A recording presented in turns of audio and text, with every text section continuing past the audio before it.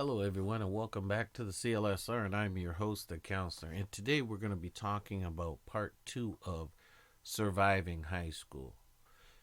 We're going to have to talk about how it is to navigate our way through just those social situations, dealing with some academia, also just finding your way in general. Like if you have issues that you got to deal with, who do you turn to, what you should be doing some of the times, and what to expect. And there are a lot of situations in high school that can be quite confusing. It's not just straightforward, especially if you're anxious or nervous about attending high school. There will be some days when you have your doubts. It may feel impossible to survive even a day of high school, let alone multiple years.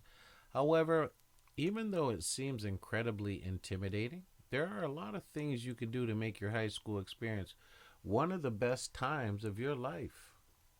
I mean, what you really want to try to do is stay happy and healthy. And you can do this by letting yourself be who you really are. During high school, you'll feel pressure to change your identity in order to fit in. Do your best to fight these feelings and give yourself permission to be who you want to be.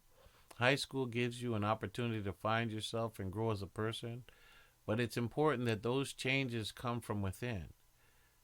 I think it would be best if you create a timeline, right? A timeline that lists all the major things you want to accomplish during your life. When you're being pressured to change, think about whether that change will help you meet your goals. If you're dealing with a lot of pressure, find a quiet place where you can clear your mind and look at the situation with a critical eye. And above all else, try to stay positive when times get tough. You're going to have your ups and downs. Having a good attitude will help you keep your spirits up even when it feels like life is falling apart around you. Remember, high school does not last forever, so try to stay calm and relaxed even during some of these stressful periods that you're going to encounter. And try to find a style that suits you, right? Clothes play a major role in high school life, so try to find a style of dress that makes you feel happy. This can be whatever trendy clothes your friends are wearing, or it can be something entirely original. Feel free to experiment until you find something that feels just right. If you have to wear a school uniform, try to keep it with your own little flair by adding small and subtle accessories if you're able to. Like modify the uniform or find loopholes in the dress code. Don't wear revealing or inappropriate clothes that violate your school's dress code. This could get you into trouble, which isn't a good way to spend your high school years. And I always recommend staying healthy, exercising. Take time out of each day to exercise. If you're not enrolled in a gym class or involved in a sport, try to exercise every day for about 60 minutes. Though you may feel like your schedule is too jam packed, right? I want you to pay attention to your body. Too often we don't. You got to listen. Remember that staying fit will make you feel happier when improving your appearance and your performance. Instead of doing traditional exercises like push ups, try going on walks with friends or participating in physical games and sports. It keeps your mind clear and also gives you a break from time to time, especially from school related stress. Exercise is an excellent alternative. Get 9 to 10 hours of sleep each night. And I said that, and I mean that. I know a lot of you will be on the computer. Still, you got to have some discipline and monitor yourself. Aside from an occasional late nighter to finish like a project or study for a test, do your best to get around 9 to 10 hours each night. Though it may feel like you're wasting your time, staying rested will make you far more alert during the day, helping you stay happy and active. And you got to help yourself. You got to get that sleep. Go to bed. Get up at about the same time each day. Try to get your homework done early so you have enough time to sleep. If you have too much work to complete before bed, ask your teachers if you can get an extension. And yes, that's what you might have to do. And I think if you do encounter some issues, right? If you feeling that maybe something's going on with you, you're not feeling right, you're going to have to talk to your school counselor if you're dealing with like mental health issues. If you're experiencing any emotions that you don't know how to deal with, make an appointment with your school's mental health counselor or private therapist.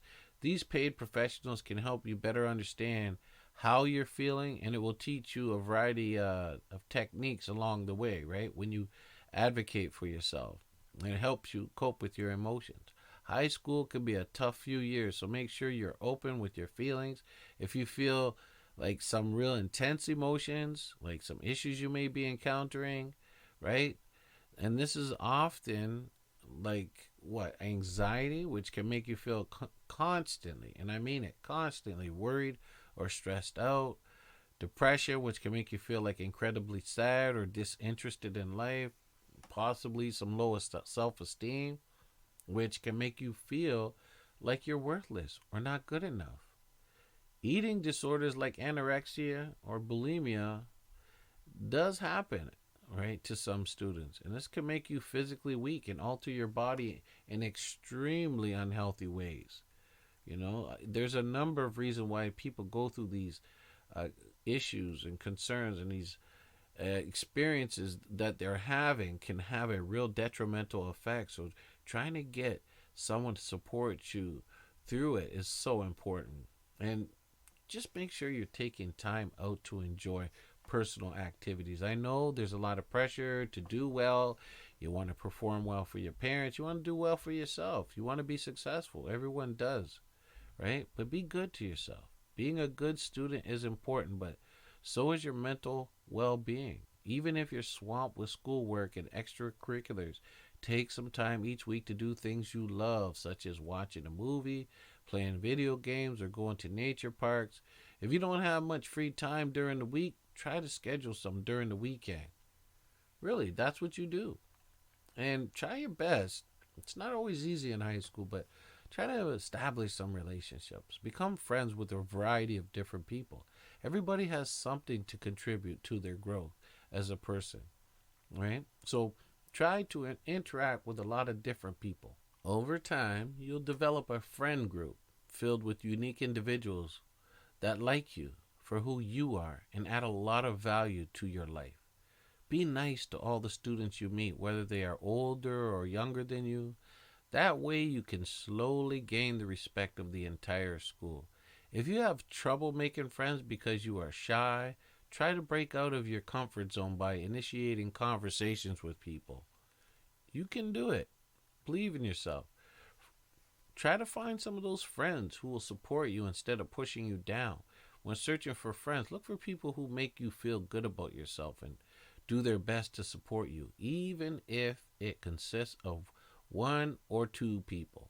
Having a group of friends you can trust and rely on will make your high school experience far easier. Remember, it's natural for friends to sometimes drift apart as you grow. It's okay to let go of a friendship that doesn't feel supportive or nurturing anymore, right? And do your best to avoid people who make you feel bad about yourself. Throughout high school, you'll run into people that have no qualms about insulting you or putting you down.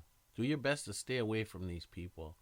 And remember that your insults, right, to others can be harmful, just as theirs can be harmful to you. So be nice to people, right? Do not put people down. Do your best to stay away from those people who are giving you negative advice, right? Remember, these people aren't your friends. They appear to be your friends, and if you gravitate towards them just to be in their circle, in the end, you're going to pay the price, because throughout time, they will what? Eventually turn on you. People who are mean in high school often regret their behavior once they grow older, right? Or somebody reminds them of how bad they were, but most often they regret some of the behavior and things that they did just to even get attention. And sometimes you're just going to have to let an adult know if you're being bullied. If someone is continually putting you down or making you feel physically threatened, talk to your parents and teachers about it immediately. There's no shame in wanting to be safe, and these authority figures can help you deal with the bully permanently. Get to know your teachers and try to know that The relationship with teachers is a big one for many students. You're not always going to be able to do that, but just get to know them, right? Have conversations with them. You don't have to be a teacher's pet, but do your best to be kind and friendly to everybody you take a class from, right? If possible, spend a few of those minutes before or after class talking with your teachers about things related to their subject. Not only will you learn a lot during these interactions, but it will make it easier to ask for things like homework extensions, extra credit opportunities, like even possible letters of recommendations when you graduate and you move forward. You might need to go back there. So you don't want to close that door. So kind of keep it open all the time. And if you can and your school offers it, try to join a school club or sport team to meet people with similar interests. Extracurricular activities are a great way to meet like minded people and make long lasting friendships. If you're already interested in a specific hobby or sport, see if your school has a club or team based around it. Otherwise, simply look over your school's list of activities and pick something that sounds cool to you. You'll meet more people who are likely candidates for friends if you try this. In addition to the social aspects, club involvement will make you a stronger candidate when it comes time to apply to college. Clubs can come in a variety of forms, ranging from volunteering groups like Key Club to competition groups like the Business Professional of America, or cultural groups, right? Language groups, groups that get together to learn a new language. It's a wonderful opportunity, especially if you're in a diverse community, to join some of these clubs. However, not everyone's interested in joining clubs. If you're not interested in joining an official sports team, see if you can join a recreational activity club instead, right? I know high school offers a number of classes and activities, and to organize yourself, I want you to try to get a planner together. Get a great day planner to help you stay organized throughout the day. Purchase a high quality planner that you can write your class's schedule, extracurricular schedule, and assignment deadlines. Make sure to bring it to every class so you can always keep it up to date. Carefully mark all of your exam dates in your planner and schedule specific times to study for them. Mark times when you will be busy with friends or social events so you can plan your study schedule around them. Now, I know one of the recommendations is to use that technology and, I've got an app that can record everything. However, be careful, because if your phone gets bugged, or if you lose it, or if you lose your phone, you could imagine the anxiety and panic that you're going to go through if you keep all your notes in that app. So make sure you back it up. So just keep a journal, and if you have an app, that's great. I suggest that you use that, but just make sure that when it comes to technology, there are a lot of good things that could happen, and it's an excellent tool, but there's also the reverse too, where you could lose your phone, somebody could get in there and bug it up, right? You could catch a virus, all kinds of it can malfunction, right? Just make sure that you kind of back yourself up. But I really like the writing idea, as it comes, you just put a little note in there. Either way, doing organized writing or inputting information into an app, that's an excellent idea. And try to just be as organized as you possibly can. I mean, keep your school binders organized. Avoid having an everything binder that you keep the notes, assignments, and tests from all your classes in. This will make you incredibly disorganized. And if you lose that binder, you will lose everything. Instead, create separate, clearly labeled binders for each class. In case you forget your main binder at home, keep a spare binder in your locker that has papers and pencils and other general supplies you can use to get through the day. If you don't have a locker to keep your binders in, store them in a large backpack. Learn strategies to help you stay focused in class. Do your best to pay attention whenever the teacher is talking. Even if you're not feeling motivated on a particular day, remind yourself to work hard and remember that you will reap the benefits later on. If you have trouble focusing, try putting up small distractions like chewing gum, and major distractions like your phone. Put them up. You know what I mean? Because you know how many young people today, that's all they do is stare at their phones. It looks like they're looking down at their feet, but they're on their phones, right? You don't want to do that. And it's so addictive, some of that phone. You know what I mean? It's always got something pinging you or getting your attention or buzzing you. You know, someone's texting you. Oh my God, it could be such a distraction. You don't want to be distracted. You want to be focused. If your friends want to talk to you in class, ask them to wait until later. Write down the topic of each class session as soon as your teacher reveals it. This will help center your mind on the subject at hand. If you have trouble understanding the material, don't be afraid to raise your hand and ask a question. You got to do that if you need to. Take notes. During class, whenever your teacher allows it, not only do notes make studying for tests easier, but they can actually help you commit the material to memory. If people write the notes by hand because it will make it easier to recall the information, then do that, right? You're going to be able to recall it down the road. Instead of writing down everything the teacher says, try to listen and then subscribe the most important information. This will make note taking easier, and it could also help you learn the information as you write it down, right? Do your homework. There's so many kids distracted, running around. Do your homework, right? Doing your homework will not only earn you good grades, but it will help you better understand the subject material so you can apply the knowledge to your everyday life. Now, the counselor is going to give you a little secret to homework, and this is for real, okay? This is what I want you to do, and I want you to see your grades go from a C easily to a B just by using my strategy. And my simple strategy is this.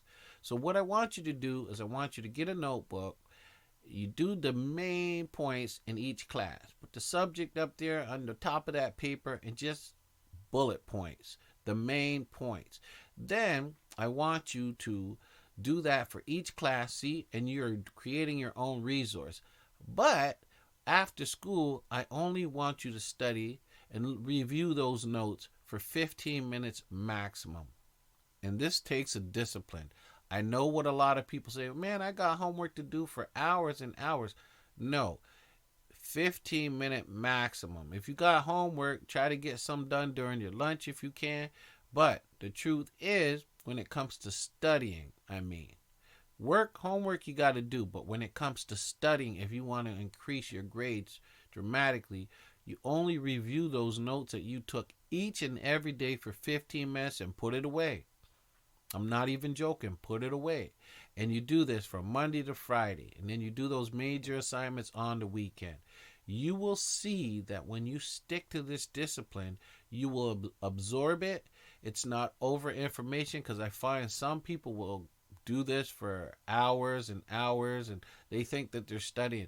First of all, not true. That is one thing that you need to know when it comes to studying. You have to be disciplined. You have to do it daily, and it doesn't have to be all consuming. A lot of people will study and they'll wait like a week before the exam.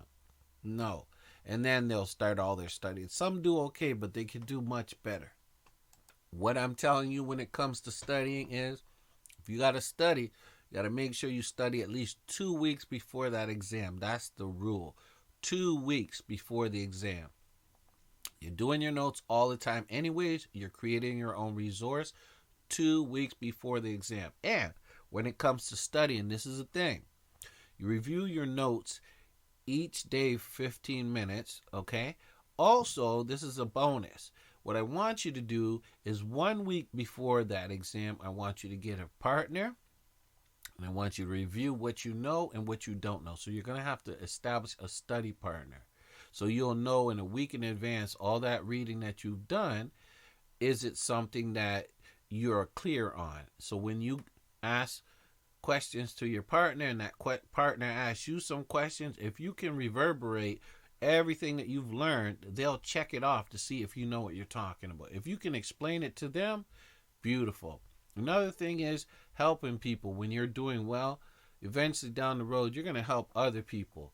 But this little methodology that I'm telling you is 110% success. Now, when it comes to university, I'm telling you it's the same thing. It's organized, it's disciplined, and you do the same. Study those notes, but you have to make sure you're taking your notes, Studying 15 minutes, making sure you are studying well in advance before that exam. The other key is just to let you know, I want all of you to go to your teacher, your professor, and you say to them, I need to know exactly well in advance. When they give out those dates, oh, we're having a test, in 2 weeks. I want you to be very clear on what's on it. I don't want you going, oh, well, I misunderstood you. You go up to them and say, can you outline what we're going to do and where we should focus so that you're not all over? If you got to, oh, I want you to read the book, where should we focus? And that is what you should be doing. What do you know what I mean? Because they could have their own thoughts of what they're looking for. Your job is to find out, look, where should I focus? What topics do you want us to cover? And we're not going to cover the whole book. So find out where the focus is. And the only way you're going to do that is ask the teacher. Don't ask friends necessarily. You can ask them, but try to stick to the source. When you do these things, I guarantee you your grades are going to improve.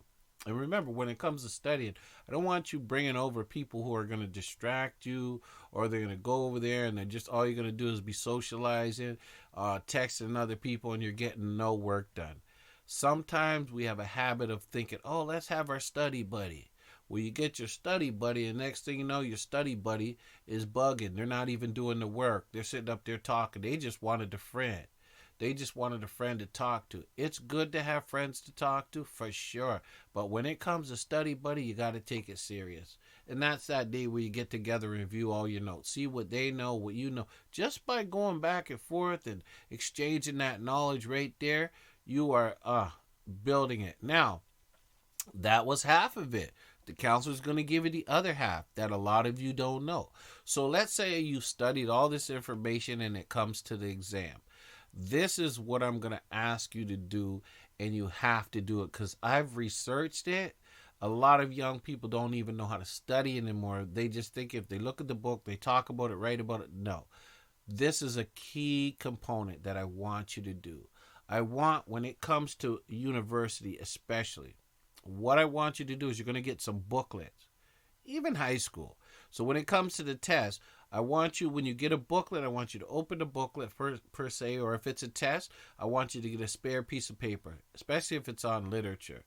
What I want you to do is write down on that piece of paper, aside from those test questions, on the left-hand side, I want you to write down everything that you know about the subject. And the key is before you look at any question, put the test to the side, and I want you to spend a couple minutes, even if it's in bullet, everything that you know about that topic, I want you to write it down. Don't spend more than 10 minutes, 15 minutes in bullet point. Everything that you know about that topic that you're going to be thinking that you're going to be reading, everything that you studied, everything in bullets. I want you to write down everything that you know about that subject. And then after you do that, you can look at the test. Because the reason why I have you doing that is because once we look at one question, right, we review a question and we go, oh, I think I know that. And then you look at another one, right? So let's say even if it's multiple choice, you get the first question, right? Then you look at the next one, and next thing you know, you look at 4. See, half of these tests and exam is really about blocking, mental blocking, confusion you. Actually, it's supposed to have you read out the correct answer. The truth is, once you write down all those things that you know about the subject, right, on the left-hand side on a separate piece of paper, you will not be confused when it comes to reading the questions. You can refer to those notes that you have. But once we start reading questions, the more we read the question 1, 2, then we go on to question. Then we start to get all these different ideas. We start to second guess, and then the information that we've just read, part of it gets in our brain, and then we get somewhat confused, and sometimes we get stuck, and then we doubt ourselves. So that is the strategy that I recommend. I tell you right now, this is something that works 200% of the time, and if you apply that, you are going to do so well in school. But you really have to have a discipline and apply that. A lot of people just go open it and start, oh, I did good. You want to do better? Do that strategy that I'm teaching you. Because once you start reading questions, some people, like I said, they get the information, and then what do? At the end, people say, oh, the strategy is to go back and review it. But a lot of times when you go back and review it, you go over those questions and you get sort of, well, I made that decision. I wrote up, maybe it's this. But you've gathered so much information and you reviewed that test, so then you start to second guess. And you might be changing answers to questions that could have been right. However, if you wrote down the notes that I told you in bullet form, right, even if they're just main points, I'm not saying detailed, no, main subheadings. Write that down on a separate piece of paper. And trust me, your brain will recall it. As soon as you see that on the set, oh, and then you know what I mean? All this other information that they put in those questions. Because a lot of these questions are designed to fool you, right? They really are, which means get you thinking and processing. And, it could give you several options if it's multiple choice, right? Or some of the wording in it could be a little bit confusing because they reiterate, or the themes might change and from one question to the next. So in order to prevent a lot of that, just getting a hold of that strategy that I'm telling you to do will benefit you greatly, right? Studying for these quizzes and exams is so important because really that's what they really want. If you know you have a test coming up, start studying at least 2 weeks in advance. This will give you plenty of time to refresh yourself on the material and study up on things, right, you don't understand. If you find yourself studying with any of the material, ask your teacher before or after class. Seriously, take out the time. Don't leave all your studying for the night before. Too many of you do that, right? You know that. Though a quick pre-test cram session will ensure the material is fresh, it won't give you enough time to really understand the subject. You really have to understand how the brain works and absorbs information. Once you do that, it's a whole different ball game. And it's not even that complex. It's quite simple. If you have trouble studying on your own, create a study group with your friends, right, from the same class. Just make sure you are focused. I can't say that enough. And try to create a plan, a game plan for school, whether you're in high school, middle school, a college, or university. The earlier you start thinking about this, this education, the better chance you'll have of getting into schools of your dreams. Talk to your school's guidance counselor as soon as possible so that they can help you come up with a multi-year class schedule. Focus on the things that admission boards are interested in. Like if you're planning to go to university, find out what the requirements are. We've talked about this well in advance. Don't wait till the last year. Find out, what do they need. You might have needed to join particular groups or community service, and make sure all this is taken care of. Try to get ahead of the game if you can. It makes life so much easier, and it limits the amount of stress. Now, in high school, some of you, you get a little bit frisky, right? And you're going to be looking for that romantic partner. Not all of you, but some of you will. So you'll be into that flirt mode. So flirt with people you find attractive. If you come across another student you have a physical or emotional attraction to, try flirting with them to see if they have similar feelings towards you. If a person seems uncomfortable with your advances, respect their bubble of privacy and stop flirting with them. Some simple flirting tactics you could use include touching them lightly on the shoulder or arm, making frequent eye contact, complimenting them, right? Teasing them gently, right? Ask someone out if you have a crush on them. If you have a crush on a boy or a girl, right, or transgender or whatever, don't be afraid to ask them on a date, right? Even if you're incredibly nervous, approach them with confidence and ask them the question as directly as you can. Try to be specific when you ask your crush out. Try something like, do you want to go to the movies this weekend? Right? Don't worry if they say no. Rejection hurts. But remember that there are lots of other potential partners at your school. And that's okay to be rejected to get to know. You'll be fine. Remember, take these years as enjoyable and, take it light. Enjoy your time. Appreciate it. Just make sure that you're being genuine in the things that you do, right? And if you are starting a romantic relationship, right, if you choose to, high school could be a perfect time to experiment with romantic relationships, even if they don't last. These experiences could help you hone your dating skills for the future. I'm not talking about going out there and sleeping with everybody. No, I'm talking about being friendly, learning how to navigate relationships, learning how to talk to people, learning that when you get rejected, it's okay. You're in an environment, there's lots of people. You know, don't commit yourself to someone if you don't want to. I know a lot, oh, you need to be committed. If you don't feel like committing to nobody, don't. Don't get so heavy. Don't get so deep. Don't give it up, right? Just be like, hey, we're going to be friends, and that's how it is. You get somebody that don't understand that, you got to, you got to set clear boundaries. You got to make sure you're not bringing them to that point, right? Where they're getting those mixed messages. Oh, I thought you really liked me. Make it clear how well you do. Like, oh no, we're just friends. I like to hang around with you, you know, and if we're going to be exclusive, then I'll let you know. But I'm not playing no games, right? So remember, relationships are an emotional roller coaster. So you have a friend or family member you could talk to when dealing with breakups and other intense events. That is so important, right?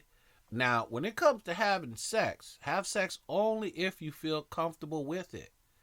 You don't have to have sex, period, during high school. You own your own body. I'm not advocating people to have sex. I know that people will do that, right? It's common nature. You're in high school, young person, right? It's common. You own your own body. Don't ever let anybody tell you anything. Anybody try to take advantage, right? Don't put up with it. Don't go with people that make you feel uneasy. Go with that sixth sense. You understand? We get those feelings, those signs and symptoms, right? Right? So don't let anyone pressure you into doing things you're not comfortable with. If you decide to have sex, make sure you understand the risks involved so you know how to have a safe and pleasurable experience. Right? If you're not ready to have sex, don't worry about it. Though lots of high school students spend their time obsessing over sex, many people remain virgins until much later in life. Do whatever makes you feel comfortable. When having sex, make sure to use contraceptives like condoms to prevent unwanted pregnancies and sexually transmitted disease. If possible, talk with your parents before making sexual decisions. It may be awkward, but open communication can help you stay safe and avoid life-changing mistakes. If it is too hard, talk with the counselor at your school. Seriously, this is a serious topic. And remember, we're human. We're going to make mistakes. But be very aware of the consequences of having sexual partners. And also be careful with people who are real attention seekers. You could be having sex. Next thing you know, you're online. That could really hurt people. Watch who you're dealing with. Don't be getting involved with those attention seekers or the hunk or the guy who's always looked up to by a lot of girls want him, and so that's one of the trophies that he thinks he has. So you go with him, and next thing you know, you find out you're not a trophy at all. You got to know what you're ready for and what you're not ready for. So you don't want to get involved in that. Don't do that. You really have to have a trusting relationship in the sense that you're not being played and you know what you're getting into. You control it. And when it comes to somebody trying to play games, watch it. And be careful when it comes to partying. A lot of times we go out to these parties and we start drinking and feeling loose and free, and we got somebody who's attractive with us and we want to have sex with them, and we're in those strange environments. Be careful with that, because you could be tricked. You could be raped. You could be sexually assaulted. You could be manipulated. You could be advertised online. You could be taken advantage of, basically. And you want to watch that, and watch it, because somebody could slip drinks on you, which I mean slip drinks. Oh, here, have a drink, and it's got like a roofie in it, Rohypnol, and that's a drug that you get. Next thing you know, you wake up, you don't know what happened. You're laying naked somewhere in some bed, and somebody took advantage of you, or a bunch took advantage of you. See, that's why you don't do all that in them parties and none of that. A lot of people do that, but you should not be doing that, because you're the one who's responsible. I know you think, oh, I'm going to get this person. No, you got to make some rational decisions when you start messing around out there. You got to know what you're doing, where you're doing it, and how you're doing it. because there will be people out there that want to take advantage, especially when you're under the influence. You don't like somebody, you better make it clear. And if that's what they're looking for, you better let them know. You don't want some of these young, because a lot of them, when they drink, especially these young boys out there, they get a little, anxious. And then when they get a little drink, they get a little brave. And when they get a little brave, they get a little bit of silly. When they get a little bit silly, somebody ends up getting hurt. And there's no excuses. And this is why I say you need to be extra careful, because a lot of the times the law will do something, but you are going to go through it. So this is why you have to think your way through it. And if you think that it is even possible, something that so terrible could happen, don't even engage in it at all. Make sure that you come with a friend and you go with a friend. And you tell your friend clearly, I could be under the influence. We come together, we leave together. I don't care what. And if your friend disappears, you better find out where they are, and you better make sure they're safe, and you better make sure you don't leave that party without them. All right? Because they could be somewhere they don't need to be. And one of the biggest things I say do is signal words. Right? Right? Like the dog is running wild in the backyard. That could be a signal word for two people to say, I'm not comfortable here. I need to get out of here. Right? Something along those lines where you could prepare for any situation. And when somebody might be feeling you pressured or threatened you, if you say those words, and your partner's going to know something's up. If you don't say those words, they're going to know something's up. So what I'm saying to you is prepare yourself, set up some codes, make sure, and this is a big one too. A lot of young people, even in high school, they get bothered by parents being in their business so often. And what happens is they get so defensive when the parent says, hey, where are you going? What are you doing? Oh, I'm just going out with friends. Because they figure that if they let the parents know, the parents are going to be running in behind them, trying to find out their business. And they don't want that until they get into a situation. And it's too late. So what I'm saying, respect your parents, let them know. If they... Okay, and I do mean this. If your parents are busybodies, and they're busybodies for a reason, they're busybodies for a reason. If they're looking into you, that's too bad. They're parents. You can't be expecting them not to be parents. What you got to do is give them the information. Make sure that they have the text. They have the easy access to find you if something goes down. Know who you're dealing with. If something happens where you're traveling to school or from school, and let's say the bus changes where it used to go down this route and you had to get off earlier, or if you got confused and you got off a stop before, you make sure you communicate with your family. Hey, I usually get off at Peter Street.